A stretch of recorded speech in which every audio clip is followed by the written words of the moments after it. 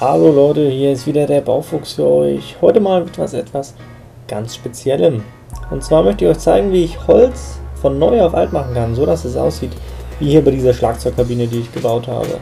Hier seht ihr es noch einmal in einer Aufnahme.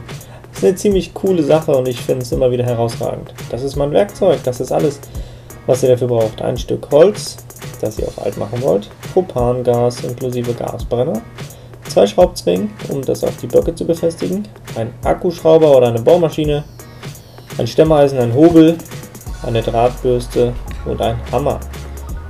Ihr seht, das ist mein Referenzholz, kann auch gerne etwas verschmutzt sein, das ist ja durchaus üblich bei etwas älteren Hölzern. Fest aufzwingen auf die Böcke, damit es euch nicht verrutscht für das, was jetzt gleich kommt. Jetzt habe ich mir überlegt, das Holz einfach mit Gebrauchsspuren zu versehen. Und zwar fängt es damit an, dass ich so eine Art Hobelphase reinmachen werde, eine sehr unregelmäßige. Deswegen gehe ich einfach relativ lieblos mit dem Stemmeisen über die Kante und ziehe unregelmäßig viel von dem Holz ab und erreiche somit eine ziemlich unregelmäßige Phase, auch in der Mitte des Holzes. Versehe ich es mit Gebrauchsspuren durch Einschläge mit dem Hammer oder auch mit dem Stemmeisen. Hier habe ich sogar einen Kronkorken benutzt, um authentische Gebrauchsspuren zu hinterlassen. Es sieht jetzt noch ziemlich wild aus alles und nicht so cool, aber jetzt gleich wird das Holz gebürstet und dann kriegt das alles schon einen ganz anderen Touch. Ich benutze dafür so eine Drahtkegelbürste, die man einfach so in Akkuschrauber einspannen kann. Und lege los. Zweiten Gang rein, so schnell wie möglich. Bohrmaschine geht sogar noch leichter, habe ich aber gerade nicht zur Hand gehabt. Und dann einfach Vollgas die ganze Zeit bürsten. Bürsten, bürsten, bürsten, immer entlang der Faserrichtung, sonst sieht man später Kratzer da drin, dann sieht es nicht mehr so schön aus. Aber einfach mal selbst ausprobieren, dann kann man nicht viel verkehrt machen. Aber Vollgas bürsten, bürsten. Ich fand es cool, wenn die Struktur wirklich sehr krass und sehr stark zu sehen ist. Besonders auch, wenn der Rand ja, sehr auch, wenn er mal abgegradet ist. Alles fein sauber machen für den Brennprozess, der jetzt gleich folgt. Für Gasflasche aufdrehen, das ist ein Linksgewinde, Achtung, nicht, dass ihr den Hahn, wer weiß wie doll zudreht. Brenner auch auf Gas stellen, auch das ist ein Linksgewinde. Und anzünden. Das Holz herrichten auf eine nicht brennbare Oberfläche und dann könnt ihr einfach erstmal mit den Stirnholzkanten beginnen, weil die deutlich schwerer zu färben sind.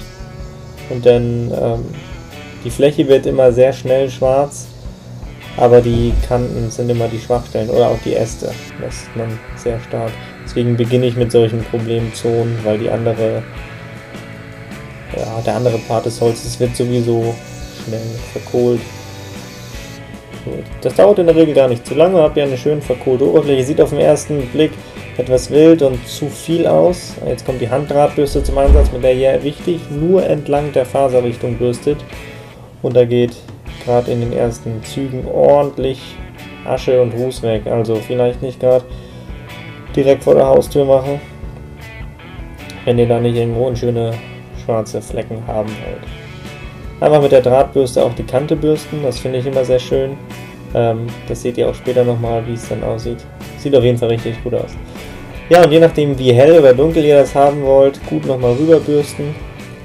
Und später den Staub einfach mit einer üblichen Wurzelbürste oder einfach so einem Anfeger entfernen. Ihr könnt es auch mit der Kompressorpistole abblasen, je nachdem wie ihr wollt.